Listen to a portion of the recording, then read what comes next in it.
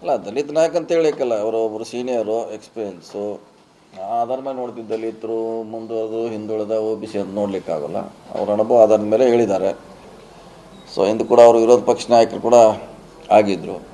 So ಹೀಗಾಗಿ ಆ ಹಿನ್ನೆಲೆ ಕೊಡ್ತಾ ಹೊರತು ದಲಿತ ಅಂತ ನಾವು ನೋಡಲಿಕ್ಕಾಗಲ್ಲ. ಓಕೆ, ಅದೇ ಸೆಕೆಂಡ್ರಿ, ಅದು ಕಮ್ಯುನಿಟಿ ದಲಿತು ಲಾಭ ನಷ್ಟ ನೆಕ್ಸ್ಟು. ಆದರೆ ಅವ್ರು ನಾವು ನೋಡೋದು ಒಬ್ಬ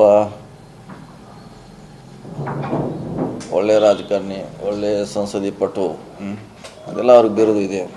ಸೊ ಸುಮಾರು ಇಲಾಖೆಗಳನ್ನು ಕರ್ನಾಟಕದಲ್ಲಿ ಖಾತೆ ಹೊಂದಿದ್ರು. ವಿರೋಧ ಪಕ್ಷ ನಾಯಕರು, ರಾಜ್ಯಾಧ್ಯಕ್ಷರು ಎಲ್ಲ ವಿಧಿ ಮಾಡಿದರೆ, ಹಿಂಗಾಗಿ ದಲಿತ ಅಂತ ಹೇಳಲಿಕ್ಕಾಗಲ್ಲ. ಅವರೊಬ್ಬ ಪ್ರಬುದ್ಧ ರಾಜಕಾರಣಿ. ಅವ್ರಿಗೆ ಅನುಭವಕ್ಕೆ ಸಿಗಬೇಕಾದ ಒಂದು ಹೆಜ್ಜೆ ಅಷ್ಟೇ ಅದು. ಇನ್ನೂ ಭಾಳ ಸ್ಟೆಪ್ ಹೋಗಬೇಕು. ಅವರು ಕೂಡ ಅವ್ರ ಹೆಸರು ಮುಂದೆ ಮಾಡಿದ್ದು ಒಳ್ಳೆಯ ಬೆಳವಣಿಗೆ ಅಷ್ಟೇ. ಅದೆಲ್ಲ ಸಹಮತ ಮಾಡಿದೆ. ಯಾಕಂದರೆ ಆ ಈ ಟೀಮ್ನಲ್ಲಿರೋರು ಅತ್ಯಂತ ಹಿರಿಯ ಅನುಭವಿ ರಾಜಕಾರಣಿ ಅವರೇ, ಆ ಎಂಟೈರ್ ಟೀಮಲ್ಲಿ. ಹೀಗಾಗಿ ಹೇಳಿದ್ರಲ್ಲಿ ಏನು ತಪ್ಪಿಲ್ಲ.